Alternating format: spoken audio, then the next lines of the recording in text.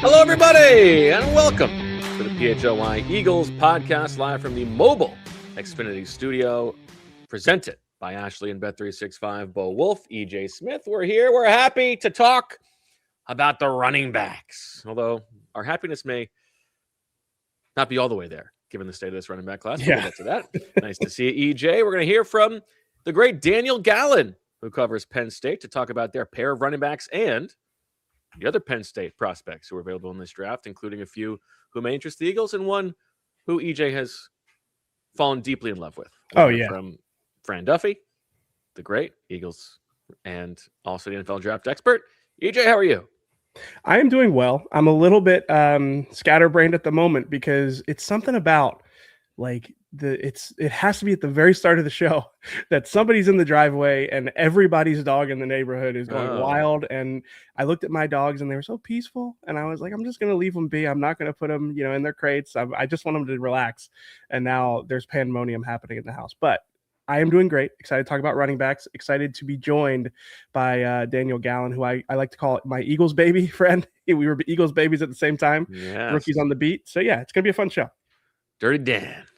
I'm sorry I missed it. I would like to have been there for it. But, Dirty Dan. I don't think people call him Dirty Dan. They do now. I hope they don't. So looking forward to that. But let's get into it here. The state of the running back position for the Eagles is such that this is not a pressing need by any stretch of the imagination. You got Saquon Barkley. You got Tank Bigsby, who showed a lot of juice last year, and you would expect probably should garner more carries this season. And then you've got Will Shipley in the final year of his deal, doing whatever it is that he does. But all three of those guys are sort of on contract years. Bigsby and Shipley will both be at the end of their rookie contracts. And Saquon, this is the last year of the big guarantees on his deal. And so it is not crazy to think that, especially on day 3, the Eagles might take a swing on somebody who they think has a potential role, whether in this year's offense or in the future.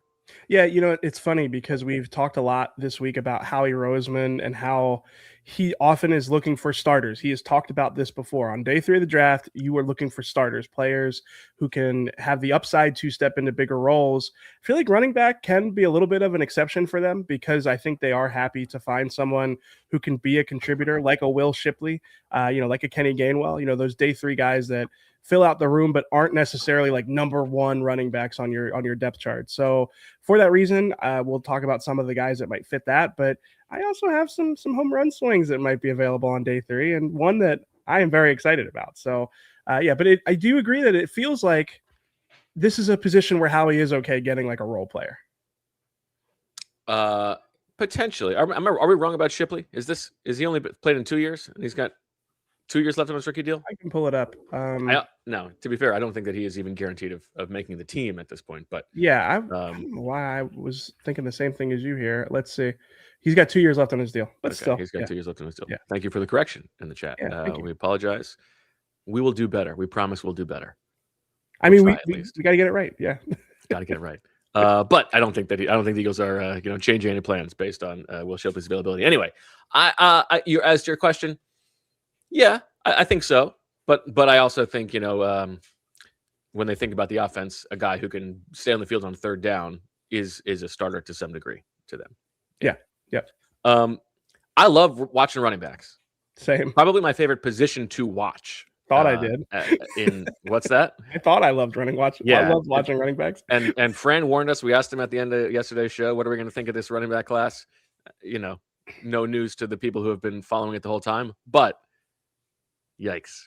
I cannot remember being this underwhelmed with a class. Probably the worst class as a group that I can remember. Now, we sort of put Jeremiyah Love to the side of that because there's obviously no chance that he's going to go to the Eagles, and he's awesome.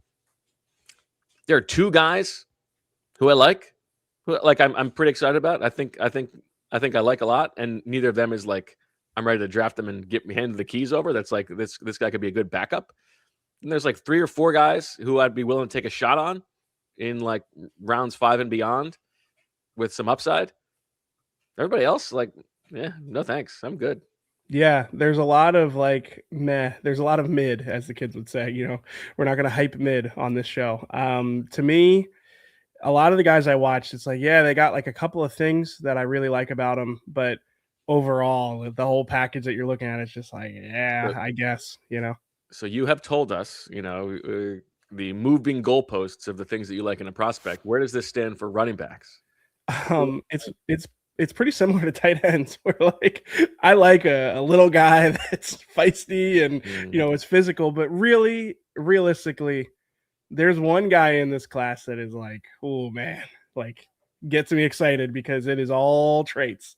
It's not he's more of an athlete than a running back, but those are I also like those guys because you can't teach athleticism, you can't teach speed.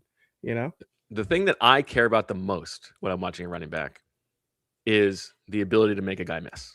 If it's you one-on-one with somebody from the second level in space and you can't easily make them miss, I'm good. No, thanks. There is like a certain level of like flair that you need to have, a creativity to be able to get around guys and manipulate space. And I agree. There has to be, it's like kind of similar to other positions, like, or other sports like basketball or soccer, where you are just trying to get by somebody in a one-on-one situation. I think that's a good way to look at it. I was wondering what data metrics like you were really honing in on for these guys. Well, that's a good question. I'm glad you asked, because this is also one of my favorite stats in the pre-draft process. Is I love to look at running backs and the difference in their yards per carry against their teammates, because I do feel like this is the one position where you can sort of compare apples to apples.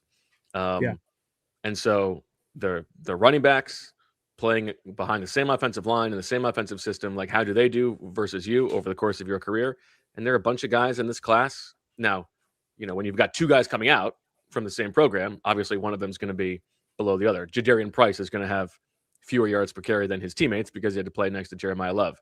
This has happened in the past with other loaded backfields. But guys like on other teams who are not like that, like really differentiatingly better than their other counterparts, that's a red flag for me. And it plays out. I mean, the only guys over the course of the sample here, I've got 40 who had worse or like zero difference in their yards per carry than their teammates. James Conner, Arian Foster, Ezekiel Elliott, surprisingly, and Josh Jacobs. Now Josh Jacobs is playing at Alabama. So everybody else, you want them to be significantly, relatively different. And Jeremiyah Love, significantly different in this class. There are a couple guys who are definitely different, and we'll get to one who's my favorite in the class.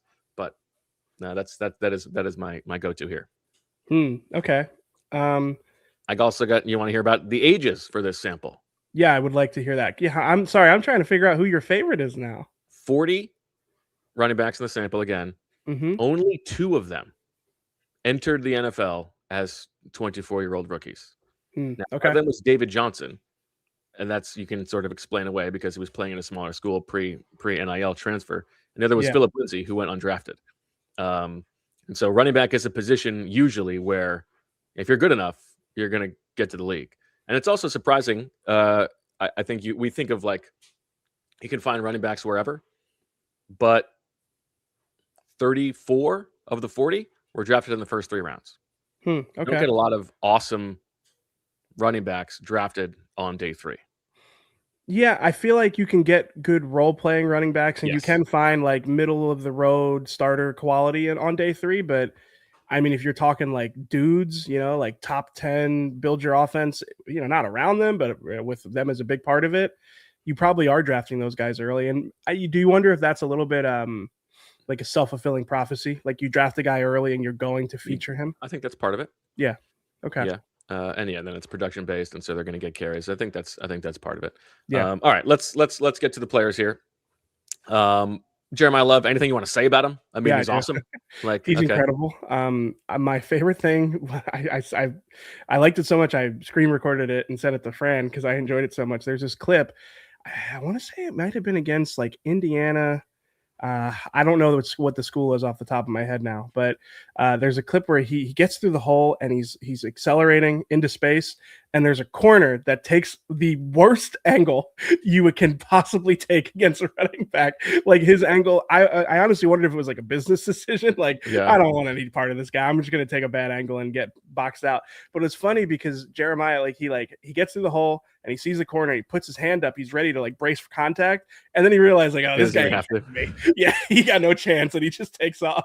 So yes, very fun player to watch. I saved him for last because I knew that the rest of the class was tough. So I watched all of these guys, and I just like when I finally turned on Jeremiyah Love's tape, I was like, oh my God, I'm like this. I earned this. I really earned the enjoyment of watching this guy just be a superhero out there. So yeah, really fun player to watch. I think, if you're an Eagles fan, do you want the Giants to take him because with the positional value and what it means for the franchise? But I mean, he's awesome. Yeah, it's not going to be fun.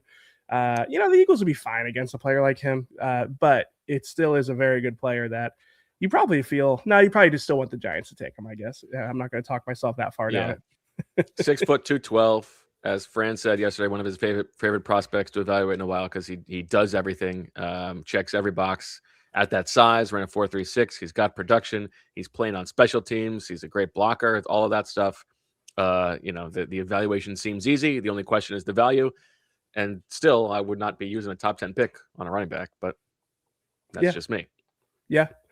I mean, he is like, if you're a team that, you're right. A top 10 pick, if you're in a position to have a top 10 pick, unless you trade it up, it's hard to justify. If you told me that a contender moved up, his range is the Chiefs were at 9. I was going to say, I feel like his range ends before Kansas City. If you told me the Chiefs drafted him, I'd feel like that's a huge win for them offensively. So depends on where he lands, if he's going to be an impact player in like high leverage games and big moments, but he certainly has the talent to be that. All right. Fran's running back 2, the consensus running back 2. Is Jadarian Price, Jeremiyah Love's teammate from Notre Dame, 5'10 and a half, 203. Not a super high track record of production. Only 15 career catches, which you understand why. It's because he's playing next to Jeremiyah Love, but that's a bit of a red flag. That would be the fewest receptions for any running back in this sample. Derrick Henry is the low man with 17. That's not ideal. Now he only played 3 years. He also had a really slow 10-yard split on his 4.49. That's weird because 40-yard dash, 1.61, which is only faster than Kyron Williams and Melvin Gordon in the sample. Not ideal. When you watch him, it didn't seem like he had. It seemed like he had decent bursts when you watch him. So that was surprising to me. I'm just kind of on Jadarian Price. How about you? If he's a round 1 or round 2 guy, I would have expected him to have the flashes of a top 5, top 10 running back in the league, and I didn't see that with him. He seems like a nice player, like he's probably going to be solid in the league, but I didn't see the upside that I would have expected to see for a guy that's going that early. 2 guys I wrote down watching him run were DeMarco Murray and Josh Adams. Both guys who were kind of like high-waisted and they just sort of run in a straight line. There's not a lot of side-to-side wiggle with him. Yeah, he had good vision, but there wasn't a lot of make you miss. Yeah, and it's just sort of everything is like very on an angle. Yes. There's not a lot of fluidity to the athletic movements. Not my kind of player. And certainly if we're talking about a second round pick, no thanks.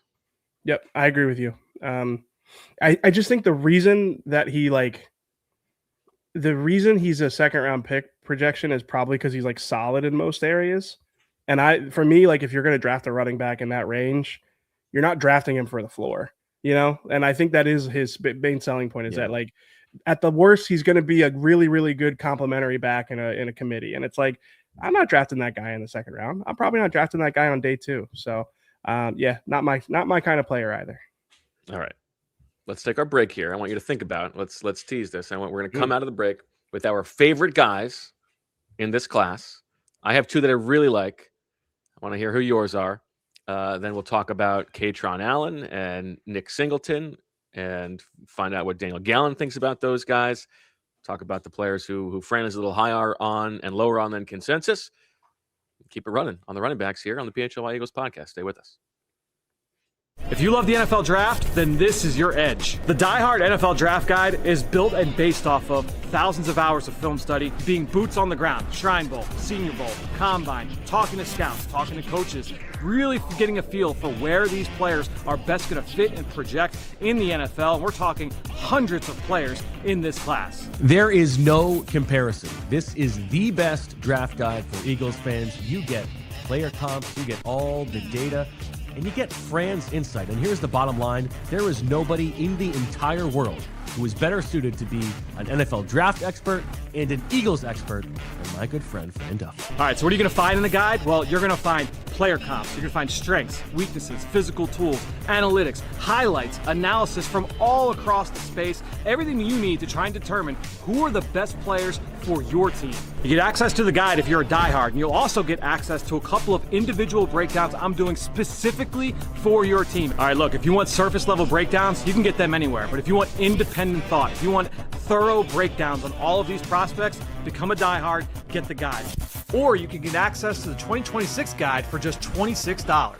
Let's win draft season. Starting something new can be terrifying. Before I joined the show, I remember thinking, what if nobody listens? What if my co-host has this weird vendetta against old draft prospects? But sometimes you've just got to take the leap, and it definitely helps when you've got the right tools behind you, like Shopify. Shopify is a commerce platform behind millions of businesses worldwide at about 10% of all e-commerce in the United States. You can build a beautiful online store with hundreds of ready-to-use templates, and Shopify's built-in AI tools can help write product descriptions, page headlines, and even improve product photos. Plus, you can run email and social campaigns, manage inventory, handle shipping and returns, and track analytics all in one place. So it's time to turn those what ifs into real dollars with Shopify today. Sign up for a $1 per month trial today at shopify.com/allcity. Again, that's shopify.com/allcity so that you can turn those what ifs into real dollars in your pocket. All right, back in the PHLY Eagles podcast. We teased it. EJ, tell me who was your favorite guy to watch in this class. Everybody at this point knows I have a type. And Mike Washington Jr. from Arkansas really is just 100% right down the middle. Oh, man. My type of player right here. He is more athlete than running back right now. He's 6'1", 223 pounds. He ran 4.33 in the combine. His RAS score, a perfect 10 out of 10. Elite jumper, elite three cone, 6.91 in the three cone. You could tell this guy to put on a couple more pounds and rush the passer too, because honestly, maybe running back isn't his best position. I didn't see a lot from him on tape that's like, man, this guy is really a technician. He understands the position very well. He is all traits, 100% traits. You give this guy some time to, refine his game with Jamal Singleton, and you might have a pathway, as Fran likes to call it, a pathway toward a number one running back. He is a high variance player, high ceiling, very low floor as a player who probably does not really profile as a good complementary back or a good special teamer, but I don't care about any of that. Sign me up for the ceiling with this guy. You can only find so many freak athletes. You got to add them when you can. Man. I do not like him at all. Yeah, because you're caught up in all the details. I saw the guy. Now he's Fran's running back 9 in this class. Fran is lower on him than consensus. This is a player who, because of those metrics, because of the size and the testing speed, is likely to be, either somewhere between the 3rd and 5th running back drafted in this class. He's also got really long arms, 33 and 3/4 inch arms, which is the longest in the sample. I mean, you're talking about like betting on continued improvement from a guy who's a 5th-year senior, 3 years of Buffalo, then New Mexico State, then Arkansas. He's not an old though. He's 22. He's going to be a 23-year-old rookie. He's big. He doesn't run like it. He runs like a little guy, even though he's big. He's not embracing contact. I don't see any like side to side make you miss wiggle, and I didn't see him playing to that timed speed at all. Like, I don't even see him running away from guy at 4.33 that size. he's getting to the corner and then just getting like 5 yards before he's caught. Like he gets caught from behind a lot for a guy who has that speed. I was really down on the player relative to expectations given the size and stuff. I think you're being a little bit hard on him in the sense that he is definitely like a flashes player. I think you see glimpses of it. I thought you could see the explosiveness at times. I don't think it's a consistent thing. I mean, you see the way he tested, and it's like this guy should have been the best running back in college football. So I see where you're coming from, but I don't know. Give me the tools, especially again, like it's easier to find role players. It's easier to find guys who have a high floor, but there's a reason he will be available on day 2. I mean, I'd expect it to be day 3. There's a reason he'd be available on day 3. And if you have the opportunity to add somebody with that level of athleticism on day 3, I think sometimes you don't want to overthink it. Again, buy the upside with a player like him. I will. One positive. I thought that he looked like a pretty natural receiver when he was throwing the ball. So that's one little bit of upside. What position, if he had a time machine, what does he go back and what position does he play? If he had a time machine, if you could go back to is his goal to make a lot of money or to just be the best player in football? Because he could go back to 1955 he feels more like and an athlete than a running back to me, right? So to me, it's like, especially got long arms. He's only 6 foot, so I guess it's like, I don't know. It's not like he could play off the edge. Probably a wide receiver if he's, I maybe that. I don't know. Yeah, I was not in on Mike Washington Jr. I'm actually surprised with that. I mean, he's a fun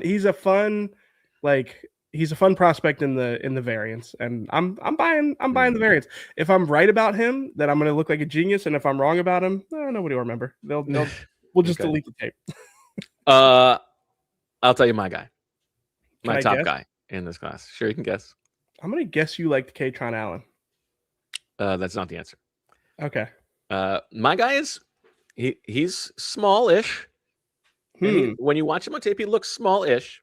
5'10 and a half, 205. But yeah, I'm looking for that wiggle. He's got the wiggle. He's also got burst. He's willing to, at that size, embrace contact and drop his shoulder. He runs with urgency, but also sees the field really well, as far as I'm concerned. Big hands for his size. Reminds me a little bit of Kyron Williams, and you look at the difference in yards per carry of him versus his teammates. He's the best running back in the top 15 guys in this category. He had a 5.4 yards per carry. His teammates had a 4.4 yards per carry.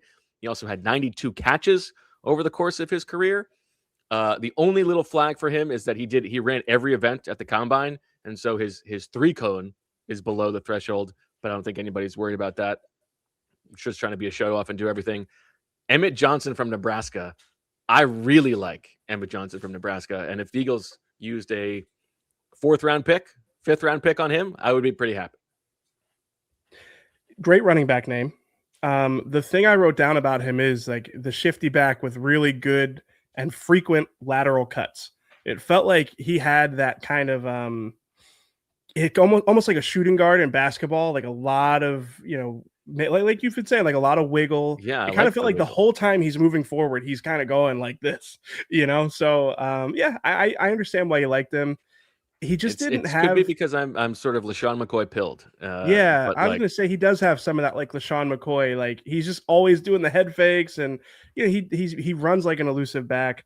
The reason I was a little bit lower on him than you is because I just didn't see like a top half of the league starter when I watched him. Neither do I. Yeah, I don't think he's like I didn't see that clear path to being a difference maker. But he was a fun back. He's a good back, and relative to the other guys we watched, I do see where you ended up being higher on him than the rest of the group. He was the first guy who it made me smile watching him his running style. This is a backup running back who you can hope gets you 6 or 7 carries a game.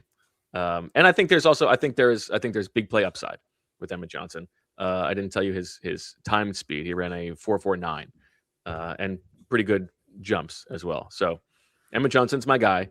And then there's one other guy who I quite like, who I would want to draft if I could. There are some other players who we can talk about on day 3 who I would be happy to draft if they were there. Mm-hmm. The other guy who I like is Fran's running back 5, and that's Jonah Coleman from Washington by way of Arizona. 5'8.5", 220. So he's short and a little bit beefy. Mm-hmm. And this is not a quality, but it's more of a style. The way he runs reminds me of Darren Sproles in the way that like, his arms are really, really going when he's running. And I see a player who gets to his top speed quickly, but there is not like the top speed itself. There's no second gear to it, but he gets to it quickly. He is willing to lower his head and get extra yards. He's more powerful than you would expect given his size. He didn't test timing wise, which I would imagine means that he doesn't have a great 40, but I think he had some juice in the open field. I liked him as a receiver as well. Yeah. I am in on Coleman, and there's a great note from the Diehard draft guide that Fran has that a massive 75% of his yardage came after contact in 2024. Only 8 running backs drafted in the last decade accumulated a higher rate in their final seasons on campus, and none of them forced missed tackles at a higher rate than Coleman. So that was before. Yeah, I really liked him. I kind of felt like he was like a Boston Scott with more juice. And I know like we're just going through short Eagles running backs. I'm not saying that they're that comparable, but he does have that similar like short but very compact build. He's more of a powerful runner than you'd expect just based off of his height alone. Good burst again. Like a lot of these guys, like it felt like their short area quickness was good, but they're like, you know, it's not like they're like freakish, you know, there's not like that explosiveness that you really want to see from a high upside back or even like the top speed, especially for him. So yeah, fun player. The yards after catch or the yards after contact nugget there is a good one. And it's encouraging for like the type of player that he has to be at the next level. Yeah. If you told me if the Eagles drafted him, expecting him to be like a Boston Scott role, like, you know, somebody who is a situational rotational player. Yeah. I'd see the appeal for him there. Yeah. I think he probably has a better chance to turn into a number 1 running back than Emmett Johnson does. Yeah. I agree with that. But I like Emmett Johnson better. I like Jonah Coleman. Do you feel like Emmett Johnson was a little bit of like a ladder, like a jump cut merchant, just like a little bit? Like it was, he did so many of them. Yeah. You know, you miss 100% of the shots you don't take. Okay. I thought there was enough of him putting his foot in the ground and going right downhill. Yeah. Just, yeah. I mean, that you have a type based off, because when you were reading out the stuff about your Emmett Johnson, I was wondering if you were going to say Jonah Coleman or Emmett Johnson. So I get it. Now, before we get to Daniel Gallen on the Penn State players, what did you think of Kaytron Allen and Nick Singleton? Kaytron Allen is Fran's running back 4. Nick Singleton is his 5, 6, 7, 8, 9, 10, 11, 12, running back 12. Neither guy tested, which was interesting. And there's a fun, I know you're going to, believe you asked Daniel about this, but there's an interesting thing for the Penn State fans who will know that like it sort of went back and forth each year, which guy was clearly better and more productive than the other. Yeah. Who did you like more? I'll be honest with you. I sort of came away liking Nick Singleton a little bit more. Mm-hmm. And I know that's opposite of what Daniel thought and what Fran thought. So I am actually happy to defer to them because they've watched more of these guys than me. I like Nicholas Singleton as like a north-south, you know, just power contact balance type runner. The production and, you know, the use case is kind of against that. I think that, you know, and again, Fran is higher on Kaytron Allen, but if you just like were asking me which one, would I rather like draft one a couple rounds later and put them in my rotation? That's probably would lean toward Nick Singleton. I think that's how I feel too. Is I'm happy to agree with them that Kaytron Allen's a better prospect. Yeah, but I would not use the pick it would take to get him versus the pick that it would take to get Singleton. I feel. Yeah. I think that's a good way to phrase it. The gap between them is not such that I would be like, oh man, I would prioritize getting Kaytron Allen over Nicholas Singleton. Yeah, I didn't think Kaytron. Again, he doesn't have my side to side wiggle. He's not the sharpest cuts. It's he looked fine to me. He would be a perfectly reasonable member of a committee. But yeah, nothing super special as far as I was concerned. Yeah, I mean, he had good top end speed for his size. Like he didn't get caught as much as you'd expect at that size, which I liked. But Yeah, again, we have to qualify this running back class. You are clinging on to anything you can find with these guys. Yeah. All right, let's take our next break. On the other side, Daniel Gallen joins us to talk about these guys: Vega Ioane, Dani, Dennis Sutton, and all the rest of the Penn State prospects. And then after that, Fran will join us to continue talking about these running backs, including his running back 3, who went to a very prestigious university. Have you guys heard of Goldbelly? We've been talking about Goldbelly for a while. It's this amazing site where you can get the most iconic, famous foods from restaurants all across the United States. And it's perfect for game day, Mother's Day, whatever else you got going on.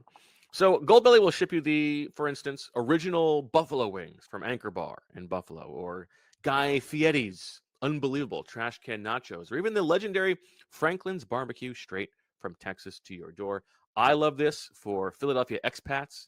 All kinds of great classic Philadelphia restaurants available for you to get shipped to your home for that little taste of home. So if you're thinking of the perfect gift, you're looking for it, and you want to impress friends and family with an epic meal the next time you host, go to goldbelly.com and get 20% off your first order with promo code PHLY. That's goldbelly.com, code PHLY, for 20% off your first order. What if you could have reliable and intelligent Wi-Fi? And what if you could keep it at the same price for 5 whole years? That's the Xfinity 5-year price guarantee. It's Wi-Fi that makes everything in your home work together. It finds and fixes problems before you even notice them. It's like super intelligent Wi-Fi with a 6th sense. And that lets you stream the game or the Masters even when the whole family's online. Just picture it. All your devices working in perfect harmony for 5 whole years. And here's the best part. No annual contract, no hidden fees, and Xfinity's best equipment already included in the deal. Take it from me, a lot can change in 5 years. Championships are won, records are broken, dreams grow bigger. But your Wi-Fi, that should stay reliable, and the price should stay put. So lock in your price and unlock the possibilities with Xfinity. Learn more at xfinity.com. Xfinity, imagine that. Select plans only, restrictions apply. And we are back on the PHLY Eagles podcast and joined by an old friend of mine, Daniel Gallen from Lions 247. He covers Penn State, does a great job. I always tell people, I think I've said it on the show before, like I consider us like Eagles babies at the same time. Like we started covering the team the same year, was it 2019? So yeah, we go way back. Yeah. So appreciate you joining us. Yeah, thanks for having me. We always sat in the second row of the auditorium because we weren't going to lob any questions down at Doug those couple of years. Yeah, it is. It's an intimidating thing. Your first year of question face-offs, and we were like, I always felt very seen that we kind of went through that experience together. But like I said, you do a great job covering Penn State now, and obviously there's a lot of players in this year's draft class that hail from Penn State, and a lot of guys that we have talked a lot about on the show as potential fits for the Eagles. So I think we should probably start. We're doing running backs today, but I think we should probably start with Vega Ioane because I feel like he is a player that makes a lot of sense for the Eagles in round 1, depending on what they're looking for. So what could you tell me that maybe people wouldn't know about him as an interior offensive line prospect? I mean, Vega Ioane passes all of the eye tests that you can imagine. He is massive. He can move. He can maul you. He can put you into the ground. He finishes the blocks. I know there was a cut up going around social media a couple weeks ago of just the way that he blocked, the way that he finished plays. He is a very, very excellent interior offensive lineman. The one thing about him is that he just moves so well at his size. James Franklin did this a couple times over the summer when, they'd host prospect camps up at Penn State. And, so there'd be all these parents watching their kids, go through testing, doing drills, all this stuff. And, Ioane would be there, because a lot of players would be there to help out. Mm-hmm. And Franklin would always bring Ioane over to the parents. And, he'd say, meet Vega. How much do you think he weighs? And at this point, Ioane was listed around 348 on the Penn State roster. And just rock solid, like built like a rectangle. And Franklin would do the reveal, and all the parents would Like, whoa, like that's crazy. And basically Franklin would be like, this is what our strength program does, and this is the type of player that we have. So Ioane, also good leader, good background, with his family, and I think that he is someone that it's been fun to watch him creep up draft boards, and I think he'll be an impact player wherever he lands. Yeah. So the Eagles had him in for a top 30 visit reportedly, and I am curious. Like you kind of alluded to it there, the personality that he has. It seems like he would be probably a big hit in that building, as they get to know him as a person. Definitely he's got the gentle giant thing going on a little bit, where you see him plant someone into the turf and maybe give him the business a little bit. But then my colleague Mark Brennan at Lions 24/7, he captured this viral video after the Ohio State game in November, crushing loss, nothing's going right. There's an equipment manager struggling to push the equipment cart up a ramp. And Vega, wearing knee braces in just one fell swoop, like just jumps this 3-foot wall, with ease, like goes over and helps the staffer push this cart up. And it's something like he didn't have to do that. He's enduring a losing streak. The program's in disarray, but he told us the next week that that's how he's raised, and he feels that he had a job beyond just being a football player in the program, that he has to help everyone in the program. So I think that's a really good window into the type of person you'd be bringing into your program. Gotcha. So I have a humongous draft crush on Dani Dennis Sutton. He's one of my favorite players that I've watched so far.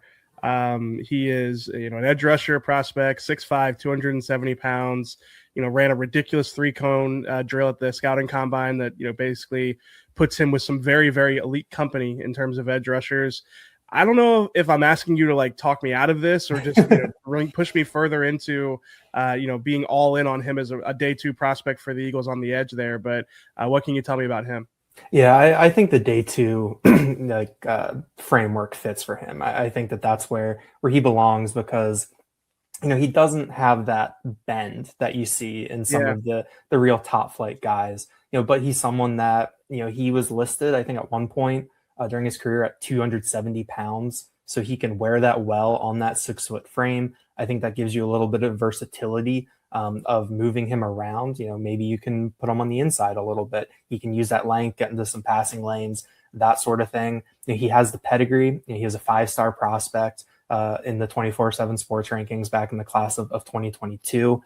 He picked Penn State over schools like Alabama and Georgia, and then decided to stick around for his senior year. And not only did he do that, he finished his senior year. He was the only guy, who played in the bowl game, of these, upperclassmen. I might be missing, Trevor Pena played, a couple other upperclassmen played, but, Dani was the guy. He was the top prospect who played. And the way that he framed it to us when we talked to him at Pro Day was he was just like, basically like, why wouldn't I play if I had another chance? And also he's like, if other guys are going to do their own thing, that doesn't affect me. He's like, I am my own person. I'm going to do what I'm going to do. I'm not going to like do something because it's cool or whatever like that. So he does have a little bit of that independent streak in him, but he is an intense player. Go through the photo wire. You can see some crazy eyes. You'd see him, basically like before big plays at Beaver Stadium, like powering up, like staring at the sky, screaming as the, opposing offensive line is coming up to the line of scrimmage. So he's got great play personality. Yeah, absolutely. It shows up on tape too. It's like so much of his profile checks the boxes the Eagles want to check.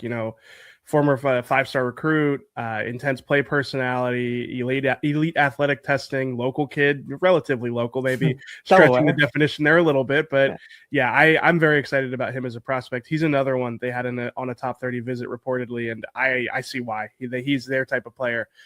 So we're doing running backs on today's show, and one question I have for you, watching Kaytron Allen and Nicholas Singleton, why did they platoon those guys their entire career? Like Nicholas Singleton, this is a stat from Fran's draft guide. He had just one game with more than 15 carries in 2024, despite averaging 6.4 yards per carry. So my question to you is like, what was it that James Franklin was like, what was the coaching staff's plan there with those guys, and why did Nicholas Singleton have such limited usage despite his production? Yeah, I mean, I think that's part of the recruiting sell to get Okay. 2 top flight running backs in the class of 2022 in, and then also keep them. Nick Singleton, 5-star prospect, in-state kid from Reading. Kaytron Allen, he was a top 247 prospect. He's from Norfolk originally, finished his career down at IMG Academy. So he came in kind of, ready to go, used to the college atmosphere a little bit. But I think for running backs coach Jalen Sider, who's now at Notre Dame, coached up Jeremiyah Love and Jadarian Price this year, and for James Franklin, I think that they viewed it as the way to keep these guys happy, keep them both in the building, and also, big selling point, hey, you want to play in the NFL? We're not going to run you into the ground. Yeah. So I think that that's something that they also use to, as a recruiting pitch and a way to keep these guys happy. But you do look at the numbers, and especially during their first 2 years of their career, like it's pretty crazy. Like Kaytron, 167 carries as a freshman, Singleton 156. When they were sophomores, Kaytron had 172, Singleton had 171. And you would see at different points during the season, like they would have the exact same number of carries. I think that there's bigger discussion to have about if that's a good way to run a team, run a program. But it got both of these guys to the end of their careers, I think relatively fresh, and the opportunity to play in the NFL. Yeah, so I watched tapes. I watched tape on both these guys. I looked at their profiles in Fran Duffy's draft guide on our website. Who would you say was probably the one that was, maybe getting the short end of the stick with this platoon that they had in place here? Who would you say would have played more if they weren't so worried about kind of making sure that both of them were happy with the situation? I think you saw it this past fall. Midway point of the season, James Franklin gets fired. I think they were relatively even in their carries, but Kaytron Allen's production was dramatically outpacing Nick Singleton's. And Terry Smith came in as the interim, and they said that we're going to double down on being a physical smash mouth football team. They also lost Drew Aller in the same game. That was Franklin's last. So they had to do a lot of retooling on the fly, and they really just leaned in to Nick Singleton or to Kaytron Allen as the bell cow down the stretch. Singleton still got in there, a couple times, and they were able to use his skill set, but they really did lean into Allen down the stretch. And you look at his final, basically after Terry Smith took over, like he had 28 carries in that first game. He averaged 23.3 carries down the stretch. So I think, Allen was the hot hand last year, and they were really able to ride him down the stretch. And they still worked in Singleton. Still got him the touchdowns record and the all-purpose yards record. At Penn State. But Kaytron Allen was playing better, and that showed up down the stretch. Yeah, and it's reflected in Fran's rankings too. He's got Kaytron Allen as the 71st player on his board, Nick Singleton at 148. I like Nick Singleton though. I thought he was like a fun watch still, but I was very curious about the usage when I was looking at those guys. Really quick, let's buzz through the other guys. So I think we should probably start with Drew Aller. Honestly, he feels like another Eagles-y type pick at some point, probably on, I don't know, probably early day 3. If I had to guess where the Eagles would like to draft a backup quarterback, but I guess what would you say to Eagles fans who are curious about him as a potential Tanner McKee successor in the long term? I mean, he could take up another spot in the quarterback factory. Exactly. Go through that developmental program. I think with Aller, like personally, I don't think he's going to be there early day 3. Okay. I think someone's going to fall in love, and he's going to go day 2. I think I pegged it like between like 45 and 95 in that pick range, just because like he's got all the tools, he can make all the throws, and I do think he's going to interview well, and I think he's going to do the board well. He's a football junkie, all those sorts of things. It really depends on does this franchise feel comfortable with his mental makeup, and do they look at some of the struggles as the situation he was in being not exactly a match for Andy Kotelnicki's offense, or do they see it more on the player? But I do think that you watch him in practice. Practice. I remember I was at Penn State's pro day a couple of years ago, doing a story about Saquon, and we were hanging out in the practice bubble, and I'm just watching Drew Aller throw, and it's like, yeah, this guy looks like a first round quarterback. So you're right. It's a traits position. And for that reason, he could end up going higher than we expect. But I think he's probably somebody on the Eagles' radar if he does fall into those middle rounds. It's hard to see them using a 3rd round pick on Drew Aller, but a 4th or a 5th rounder, I could see that. How about I really liked Zane Durant when we watched him yesterday. I think that as like a Moro Ajomo replacement, I guess what stands out about him and his time with Penn State. So my Zane Durant story is when the first time we saw the early enrollee freshmen in February 2022, they were at a charity event for pediatric cancer. And Durant was in number 28. I heard Bo talking about that. I love the number. Yeah. And I initially thought he was Kaytron Allen because he was wearing number 28, and we all knew that Kaytron Allen's short too. Yeah. Yeah. We all knew Kaytron Allen his nickname was Fat Man. Like he was a big guy coming in, and then immediately realized that. I was like, oh, that's the new defensive tackle. All right, let's see how he develops. But he went from being a 255-pound guy on signing day to being up near 300 pounds. Kept that explosiveness. I think the defense last year was really in disarray for much of the season. So it's really hard for me to, totally grade out his performance. But I think that he is someone that if you bring him in to be a situational player, he can do good things for you. For sure. All right, I'm going to let you pick between Drew Shelton and Zakee Wheatley. Who do you think should be more on Eagles fans' radars, the safety or the offensive lineman here? I mean, Shelton's the local kid from down in town. Yeah, by backyard, basically. And we know how the Eagles love to stockpile those offensive linemen and see what you can get. But I think Wheatley has a little bit more of an interesting trajectory from his career. He was a 5-year guy. He started his career as a corner, moved to safety. He's one of those guys that, according to who you talk to, teams were sniffing around him, saying, hey, maybe you should come into the portal, come play for us. We can take care of you. But, he stuck it out at Penn State. And I think that he is an example of, the different developmental curves that you get. During the 2023 season, Penn State gave up, 2 long touchdowns against Indiana in a game that they really had to come back and win late. Wheatley got benched. He's playing with KJ Winston and Jalen Reed, 2 guys who were drafted last year. They put him on the bench. We don't see him again.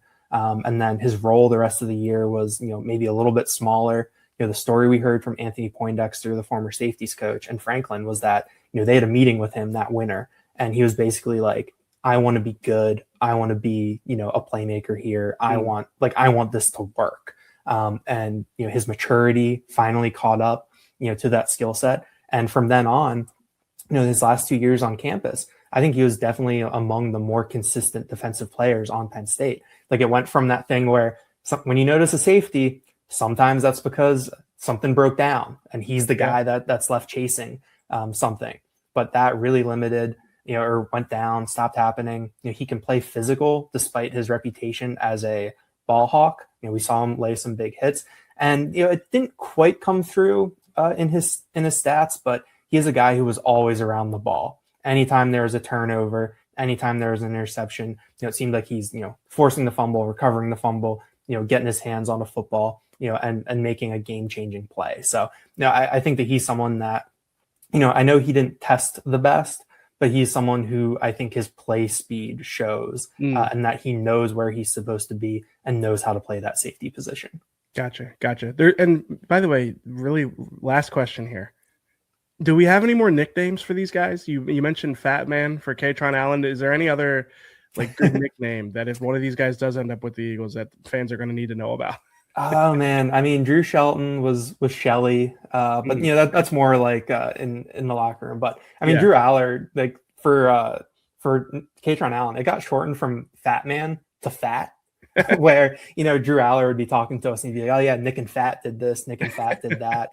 Pretty funny. Nick Singleton's nickname for a little bit was Gatorade because he was the National Gatorade Player of the Year. But that didn't quite stick. But, I mean, that's a pretty flex name right there. It's not. It's just like nothing else on the Fat Man level though. Yeah, that's a good nickname though. It's a good nugget. That's why we have you on, Daniel. I knew you were going to have really good insight on all these guys and really get to the nitty gritty of the nicknames and some of these great anecdotes. So I appreciate you joining us. Stay tuned for more on the other side of this break for the PHLY Eagle Show. All right, let's talk about a game changer at Rita's because the Gelati Sundae has officially arrived. And yeah, of course, that thing is delicious. Why settle for just one flavor when you can have everything? With the Rita's Gelati Sundae, you're getting layers of their classic Italian ice, that rich, creamy frozen custard, and then topping it all off with, well, whatever you're in the mood for. This is full customization. Mix and match, build your own masterpiece. Every cup is different. Every combo hits. I'm telling you, once you try it, you're not going to go back to just one flavor ever again. So if you've been looking for an excuse to hit Rita's, this is it. Stop by your local Rita's today and build your Gelati Sundae exactly how you want it. And don't forget to download the Rita's app. You can find your nearest location, order ahead, and when you sign up, you'll get a free small ice plus earn rewards all season long. Bottom line, make this the sweetest season yet with Rita's ice, custard, and happiness. Treat yourself to a scoop of happiness today. Be cool. Go to Rita's. Eagles are looking for their best deal, the best thing they can find. Well, probably you're doing the same thing. Because if you're looking for the perfect player, you're fixing weaknesses, you're trying to find the smartest pick, making the trade that takes your team to the next level, that same energy lives at Elkins Chevrolet with their trade-up event, which is happening right now. This is where you make the smart move. Look at what you've got and figure out what you need. You look at your options and you step up to save so you can find the perfect ride, that hidden gem that's going to upgrade your whole day, your whole month, your whole year at a great price. Whether it's a new Silverado, an SUV, or maybe a pre-owned vehicle, this is your time to take your pick, make the trade, and upgrade your ride. Take it to the next level at the trade-up event at our friends at Elkins Chevrolet going on right now. Real deals, real brothers, and a whole lot of honking good service. Elkins Chevrolet on Route 73 in Marlton, New Jersey. Together, let's drive. We're back on the PHLY Eagles podcast, and look who's here. The Duff Man, the All-City NFL draft expert. How you doing, Fran? Doing great. What's going on? Are you doing worse now that we have to talk about the running backs? Yeah, I was going through like my linebacker stack right now, so it's definitely changing gears because linebacker's pretty good this year, and running back not so much.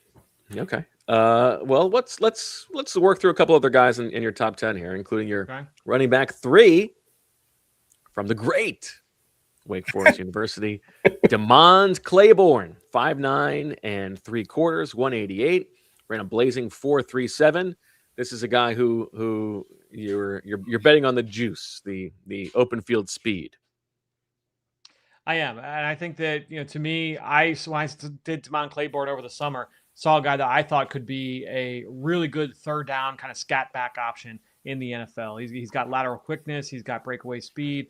He's an accomplished return man. He can catch the ball out of the backfield. He'll give you some effort and pass protection. He really reminded me of Nyheim Hines when Hines was coming out of NC State. Okay. And by the way, a player that Nick Sirianni was extremely fond of during his time in Indianapolis. So if he sees a little bit of Hines, I wonder if there would be some attraction there. But I think to me, with Claiborne, the fact that he is an accomplished kick returner, that is something that would give me a little bit of juice for him on early day 3. He reminded me a little bit of Kenneth Walker in the way that both of them are they're always trying to get outside and use that speed. And I wasn't sure if that was going to work in the NFL for Kenneth Walker. It certainly did. So, and certainly has. So I'm not betting against someone as smart as DeMond Claiborne. I liked him. I didn't love him, but I liked him. Yeah, that's that's the nature of this running back group. Yes. Is that there's a few guys. It's not even like there's a lot to like. There's a few guys to like, one guy to love, and that's about it. Now, did you get to see the segment when Fran and I, or when EJ and I said our favorite guys in this class? No, I just missed it. So I was listening up until I think you guys were just starting Jadarian Price. Okay, so I want to see how well you know us. He already knows mine. Oh. Yeah, but you would have guessed it anyway. Well, EJ's again because we know the volatility of this. EJ was either going to be like the traiciest guy, or it was going to be like the most rugged workman-like running back in the class. And so I did think it would end up being the tracy guy. Not surprising at all that it's Arkansas running back Mike Washington. Yeah. He's awesome. He's great. He actually was compared by Fran to Kenneth Walker. Now that's not the primary comp. That's the upside comp. That is like if he hits his ceiling. So I like him. I like him a lot. I saw more like Christine Michael, like the guys that I'm typically frustrated by are Yes. the ones that that's where Mike Washington falls in for me. I am definitely lower on consensus than on Washington than everybody else. Can I I'm give with you you. like the most I'm with you on him. sacrilegious player comp for Mike Washington? I like, it's all little Darren McFadden in there, just tall Arkansas running back. Just like, the nostalgia aspect, not as a player, obviously not. Yeah, I love the idea of comparing him to a first round bust. That's right. Yeah. I actually don't think that's the craziest comp. that you've No, ever it's had. not. I mean, I don't know. I would Blow, pump the though. brakes a little bit on that one. Even We've got a super chat on this front, Fran, and that is from Jack Royer, who says thoughts on his fellow Wahoo Jamari Taylor. He's older, but not worried about the second contract for a day 3 running back and mainly looking for early contributions. Jamari Taylor, about 5'10", 197, very slow 40, 4.63, very slow 10-yard split, 1.63. He had 5.1 yards per carry, whereas his teammates had 4.9, so he was above that. 1,000-yard season, 4 to 3 catches over the course of his career. You like him? If you read my report on Jamari Taylor, I like Jamari Taylor. He's a guy that I would say, like, yep, I like this player. Now, the upside is I don't think he's got phenomenal upside, but this is a player that I think sticks in the league for a long time. Like I wrote down Devin Neal, sorry, I did write down Devin Neal, but my primary comp is it was on the Giants for all that time. Give me a second, I've got it in front of me. Devin Singletary. Where am I at? Devin Singletary. Thank you. Devin, to me, like Devin Singletary has been like a solid number 2 in the NFL for a long time. And that's kind of how I view Jamari Taylor. Really efficient, good vision, not going to blow you away with like make you miss and power and like long speed. A little bit of like Arian Foster-ish, like in terms of Foster turned into a Pro Bowl, all pro type of running. Like I don't think that's the case. But in terms of he's going to go late rounds and he's going to get drafted. Taylor, he's going to go late rounds. To me, like if you told me he became like Alfred Morris, like it wouldn't shock me. Like, he goes somewhere for a zone blocking team and he just hits like that. That wouldn't shock me at all. Okay. Last one in your top 10 to discuss is your running back 7, which is Le'Veon Moss from Texas A&M. Fares pretty well in the yards per carry, 0.8 yards better than his competition. 5'11", 211, ran a 4.58. This to me is a guy who, if you just want somebody to get you the 4 yards that are blocked, he'll do that and not much else, right? Yeah, kind of a short yardage-ish type of back. Like, he's efficient in that way, but not going to create yards for himself. Not a dynamic athlete. Was hurt by injury this year. So yeah, that's kind of the book on Moss. I did not get a chance to guess your favorite though. Oh, that's right. Ooh, see how you know me. So that's why. So I'm looking. Is it Emmett Johnson? Fran, I love you so much. Let's go. It's so nice to know when somebody knows you well. Why do you think I liked Emmett Johnson? I'm going to guess you liked Emmett Johnson a lot because he was extremely productive this year, probably more productive than his peers. He's got juice. He's got some big play potential. Yeah. Not a lot of guys in this class do. And that's probably it. Did you see my comp for him? What was it? Former Eagle. Briefly. Preseason darling. Oh, Raheem Mostert. Raheem Mostert. That's a good one. I like that. Yeah, I think he could be that kind of player. And then I also quite like Jonah Coleman. Coleman. So here's the thing with Coleman. I like Coleman, and I typically like backs like Coleman. He reminded me. I wrote down like Khalil Herbert. Like he's kind of like the bowling ball. Comp. Like to create. He did this thing. I think I was in the studio when this came out, and I might have shown you, Bo. So someone sent this to me. It was during the fall, and it was a post on social media that Coleman had put out, and it was like a transformation, before and after kind of thing. Yeah. And it was like him really out of shape, and then like him in shape. Yeah. And you would think like typically when a guy posts that, it's like, this is me freshman year versus me versus me now.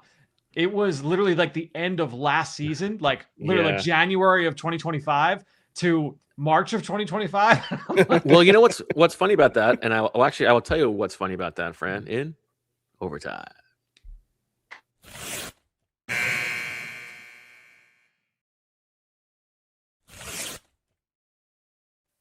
watching him, I started with the Arizona stuff.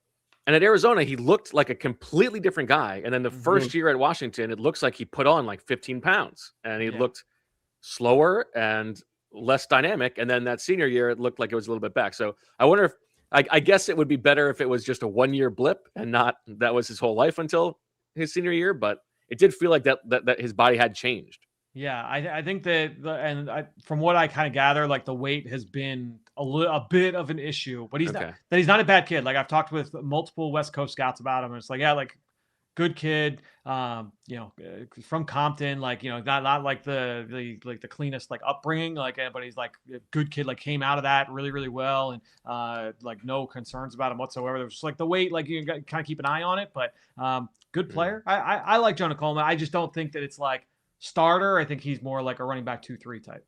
Okay. So those are the guys I really liked. And then there's 3 guys who I am mildly curious about late on day 3. Okay. Or even really only one of them I think I would draft. And then the other 2 I would be interested in bringing into camp. The one who I like on day 3, if you're going to take a shot on day 3, this to me is the guy, Robert Henry Jr. from Texas San Antonio. 5'9" and a quarter, 199, ran a 4.51.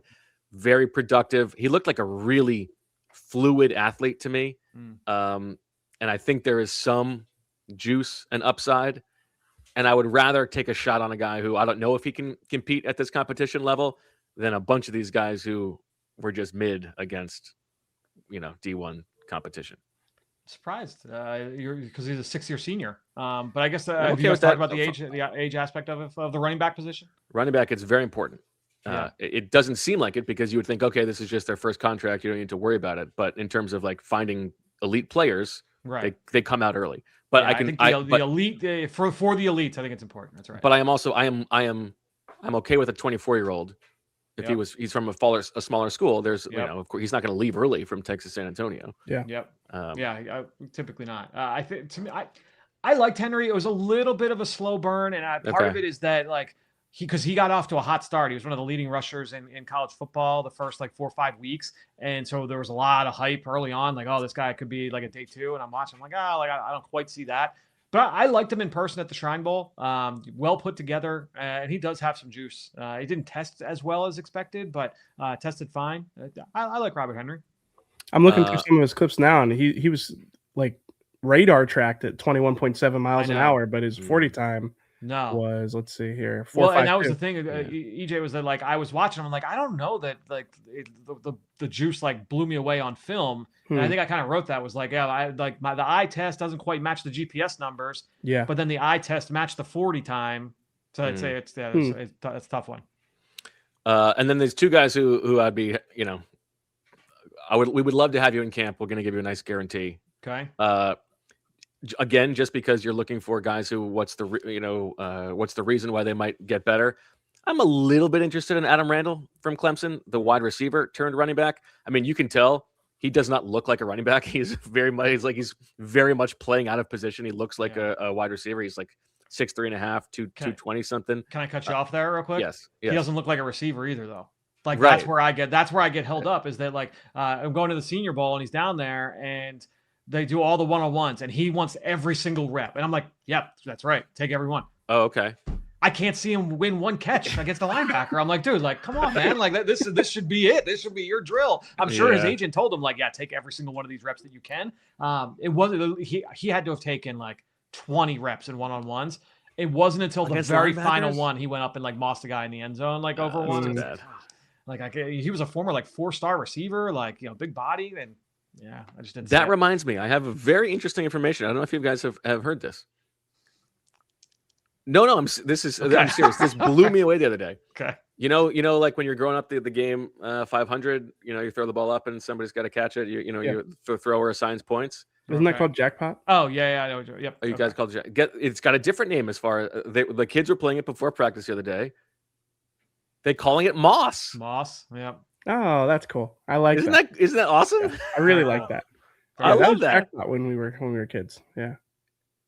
Moss. I love that. Yeah. Pretty good. It's like, we're playing Moss. It's like, Oh, that's great. Do they even know who Randy Moss is? I would hope so. So yeah, if you tell me he can't win in that stuff, I think that's fine. I'm not. Yeah. And then the guy who I'm not even like a priority, but I'd like to have camp. I was a little bit interested in his running style. He's undersized. This is just I kind of want to see him in camp. That's Dean Connors from Houston. Oh man, Way after low. seeing him up close, you don't want to see him in camp. Okay. Okay. That's small. I mean, Okay. it would be a funny bit like for the show, but yeah, it's I'm okay. Okay. Well, He I'll might take get your word for drafted just because like Might the get average drafted? the average because the average number of running backs that get drafted every year is 20, it. Yeah. and it's a Yeah, slog to it's- get there this yeah. year. So there, if a team like loves him, thinking he can play special teams and stuff like that, like maybe he goes 19, 20. Last one then, because this is you have him graded as a wide receiver, and I yeah. think other plays 7 as a running Thank back. And he This is is an a good interesting one. player to me, and This is would- draftable. no question. This would be one to put in there. Yeah. Yes, and I think a reasonable day 3 selection, and that's Eli Heidenreich from Navy. Now, we don't know if he can even play right away, right? Dude, I've almost like given up with these Yeah. like, because and it's the same thing with Landon Robinson and like because it changes year to year, and from what I understand, it has to do it's like an individual basis, like getting cleared to be able to play in the league right away, from the military academy. So Mhm. I think he'd be fine, but yeah, it seems like he's fine, but Okay. yeah, it's a whole thing. He is 6 foot 198, short arms, which is more of a red flag because his real value is going to be as like a slot receiver type. Yep. He can carry the ball for you, but I thought he was pretty interesting. Yeah, I studied him in like October, November for the first time, and it was listed as a running back, and so I'm watching him, and look, Navy doesn't run like the triple option the way that they used to, but they'll still get into some option-y looks, and he spent most of his time as like what you would call like a wing back, right? So like in the triple option, it's like you think of the quarterback under center, a running back right behind him, and then you have the 2 running backs kind of like in the wing, like offset a little bit, and then it's like, all right, you've got the dive or you've got the pitch, that kind of deal. So that's kind of where Heidenreich spent most of his time, and then he would kick out to the slot. So he did take a lot of handoffs, but it's not a lot of like pure running back handoffs. And then I'm watching him as a receiver, and whether it was like stuff from the wing and he's like releasing up the field, or like real routes from the slot. And I'm like, all right, like he's got lateral quickness as a route runner. Like that shows up. He can snap off breaks. He's pretty good. He catches everything. He's tough as it gets. And I'm like, yeah, like he's a slot receiver.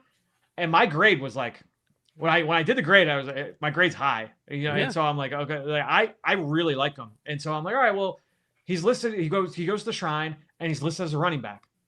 I'm like, all right, we'll watch it. Well, I'm looking through with this prism, maybe he's running back, receiver, whatever. He looks terrible in pass protection drills, caught everything as a runner, like kind of just like, whatever, like, okay, but it's practice, like, so I'm not getting a ton of, so I leave him there, and I'm like, I'm keeping with the receivers. So then he gets the combine invite, and it's as a running back. So I'm like, all right, like same deal. They go in running back combine workout. It's actually one of my least favorite workouts because they do like 2 running back drills. And then after that, it's all pass catching. So the bag drills that he did for running back, he like hit 3 bags. He stumbles once, whatever. And then he does all the receiver drills and he looks awesome. And I'm like, this kid's a receiver. Like I'm leaving him at receiver. But every time I talk with anybody, scout, like a media type that's like tied in with scouting, like whatever, they're like, yeah, I've got him in my receiver bucket. Yeah, like I view him as a receiver. Yeah, I view him as a receiver. I talked with 2 Northeast scouts about him. One that evaluated him last year in 2024 and one off this year. And they're like, yeah, I kept him with my receivers. So I don't know. I think the way I'm looking at it is because the running back class was so bad, the numbers were so bad. Yeah. Those events were inviting him as a back, literally like from a number standpoint. That makes sense. That's the only reason I've landed there. But I think that teams are going to view him as a receiver. And I think he could be like a starting slot. I do. I think he could be like, if you told me like if Bill Belichick would take this guy in the 3rd round, but I really do think like the McVay style systems, which here in Philadelphia, like you could tell me this kid's a slot receiver and I can get there. And I think he could be a starter. Yeah. To me, this is, I mean, it's very much, if this is a role that you want in your offense, this guy's going to be good at it. Yeah. And so I don't know if the Eagles, if they even envision having this role in the offense, but if they do, I mean, I'm in. I mean, we're at 4-4, 4-4-4. Yeah. Like, I like him. Dude, I'm telling you, if you watch him, like if you just watch all like his targets, like purely as a receiver, there is plenty to get excited about. And I think this receiver class is fine. But honestly, like when I get into like the middle rounds of receiver, I'm not like super juiced about a ton of the guys. I like him. I like Heidenreich. Yeah, he's one of my like green players in this class. He's a guy. He's one of my guys. Nice. Yeah. We have a super chat from earlier from Matthew Greenwood, and this I'll ask you about this one too, Fran, because this is a player who you are relatively low on, and that is Nick Singleton. He says, "I'm here to back my guy, Nick Singleton. He's been killed by this process and injury. A more explosive Miles Sanders shouldn't be going in the 5th round." I would argue that Miles Sanders shouldn't have gone in the 2nd round would have been my argument to that. But here's what I'd say.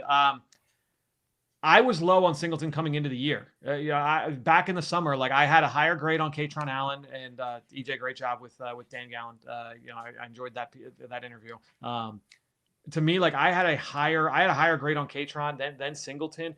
Singleton is just such it's very boomer bust, and he always kind of left me wanting from like a vision decisiveness standpoint. I think he needs things to be really clear for him up front and really well defined in terms of like rush lanes and landmarks and things like that. So like zone blocking schemes, to me, like that's not him. I want him downhill and just letting him roll. I really liked him on 3rd down. Like I thought he made some phenomenal catches. I've got a few clips in the draft guide kind of showing off what he could do as a receiver. I think he's not like a shifty athlete. He's bigger and like straight line speed. So as a receiver, like you're going to use him. I can imagine like David Johnson, like when he was coming out of Northern Iowa for the Cardinals, like that kind of athlete. But in pass protection. Also, like he would have a couple games that were really bad, but then mostly good. Like, I thought he was one of the better pure pass protectors. He goes to the Senior Bowl, and he didn't look great in pass protection drills there. But again, like off film, I thought he was solid. I got to me, like, I think one of my comps is like Samaje Perine. Like, I think that's kind of what he is like a dirty work backup back that is going to get bigger in the league. And I think he'll probably lose some of that juice. And if when he loses that juice, like, I don't know what we're talking about. Whereas Kaytron Allen, like, has never had juice at all, but he's just like really efficient, really decisive. Just going to pick up whatever he needs and then he can create some yards for himself just because of his contact balance and his feel. I just like Kaytron Allen a little bit more as a pure runner. Just every time you mention a comp like that, like Samaje Perine, I can't stop thinking about lesser Chow Smith Wade, which is remains the meanest thing. Chow Smith Wade has been a starting nickel for the last 3 years in the NFL, 2 years in the NFL. There's someone else in the chat who wants to know about Jaden Ott and his dynamic 2023 tape. It's Zach Berman. Yeah, Jaden. Oh, now he talks. Yeah.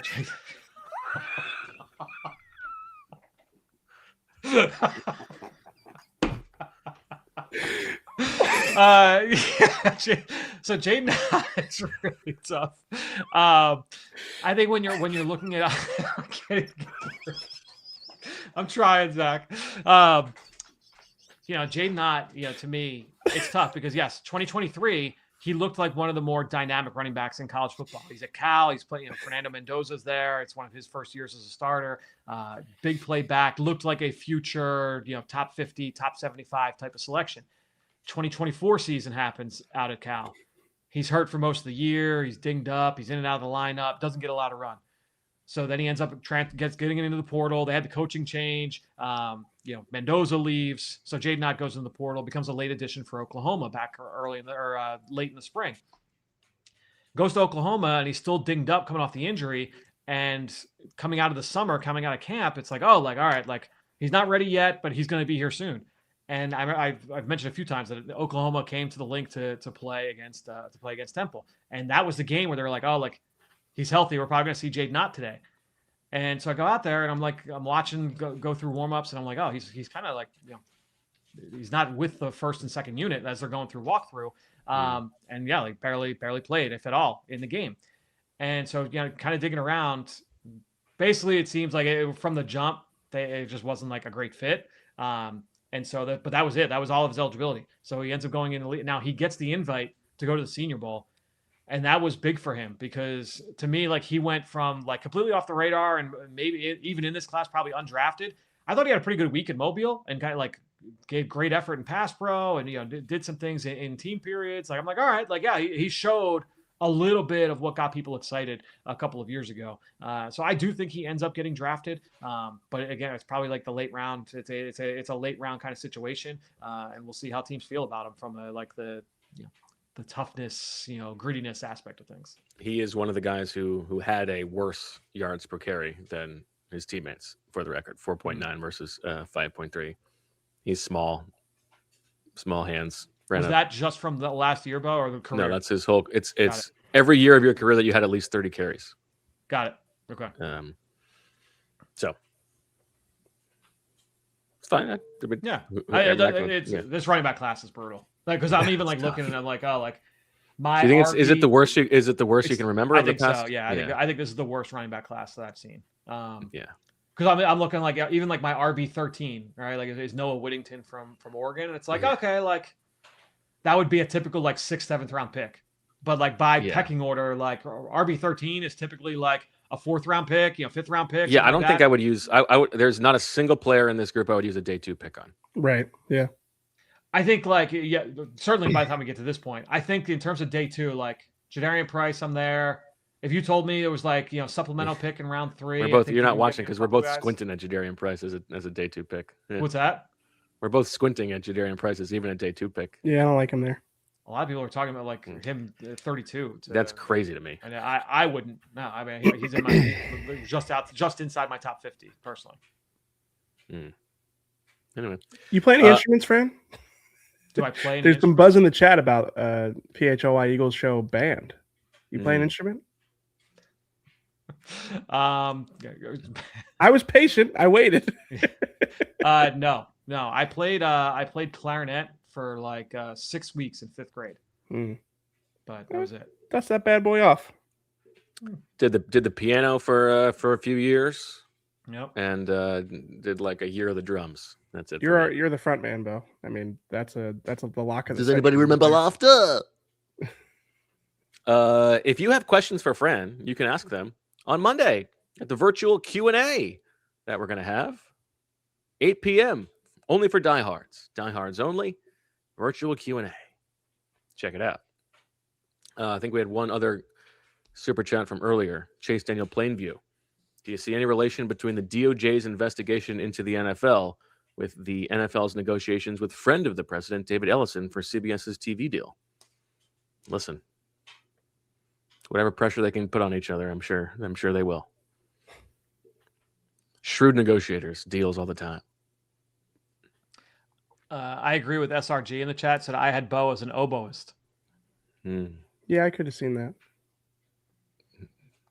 He's just making a bow joke. Yeah, but I think it fits. Like something random, like the. Oh, if you could play any instrument well, what would it be? Piano is the answer. As someone who plays guitar well, piano is the answer. Yeah, I did. I did take a piano class at Temple, like a 1 credit course, but that did not stick. Yeah, it translates to every other instrument so naturally. Like, yeah, but let's say, let's say that's not the upside here. It's you're only allowed to play this one instrument. Yeah, I think piano is great. I mean, it's beautiful. Like to be able to play like a grand piano. Yeah. While we're talking about music, they asked me saxophone for me. Love a saxophone. Oh yeah, I mean saxophone and guitar are very similar. That's a good answer. Okay. Both single. I think the way I look at piano though, it's like you could go to like a random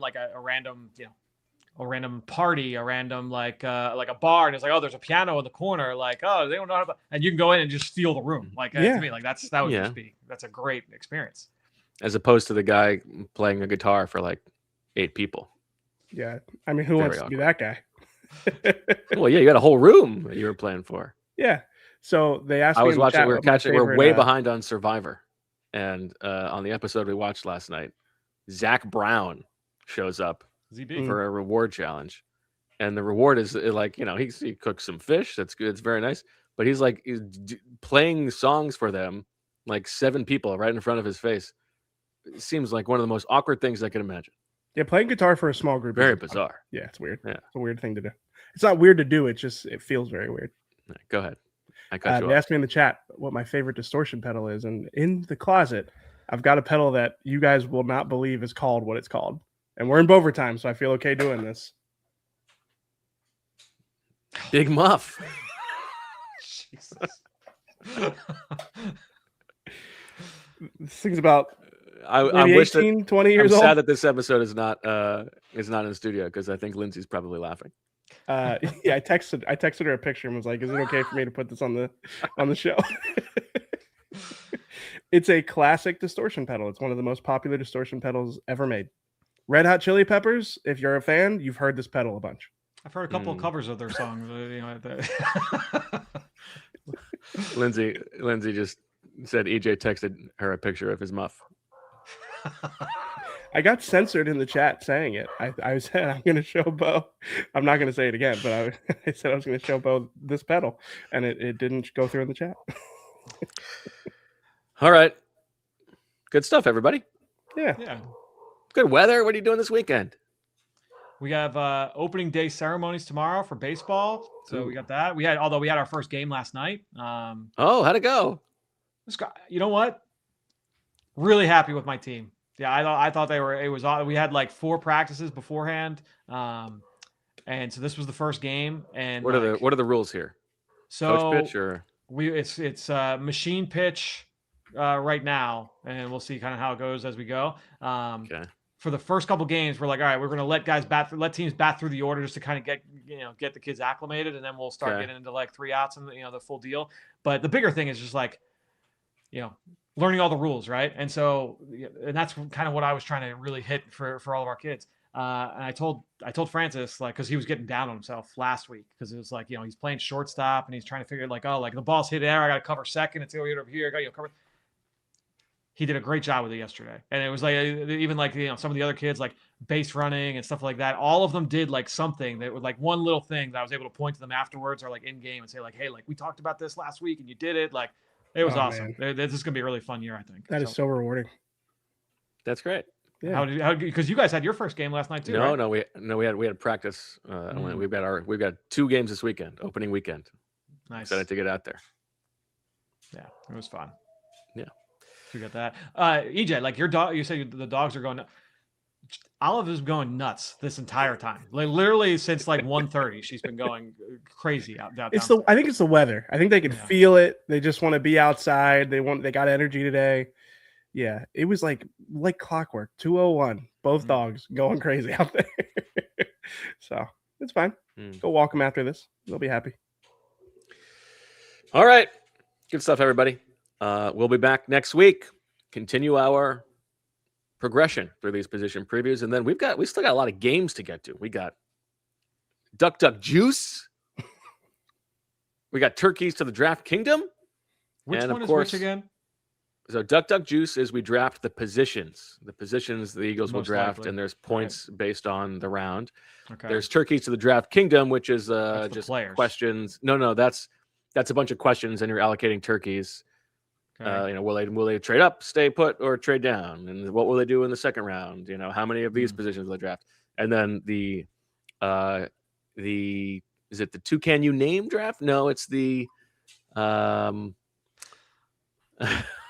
this is the one where we each draft 10 players, right. And who we think they're most likely to draft.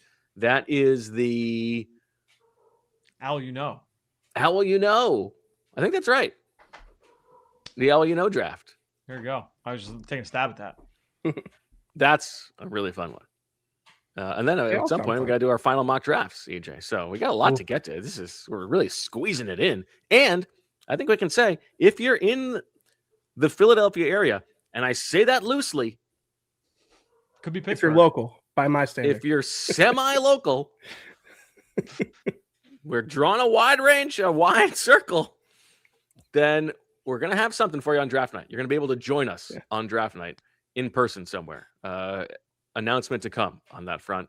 So keep it open. That'll be fun. Otherwise, that's all we got. Thank Comment you, EJ. below if you called it jackpot or 500.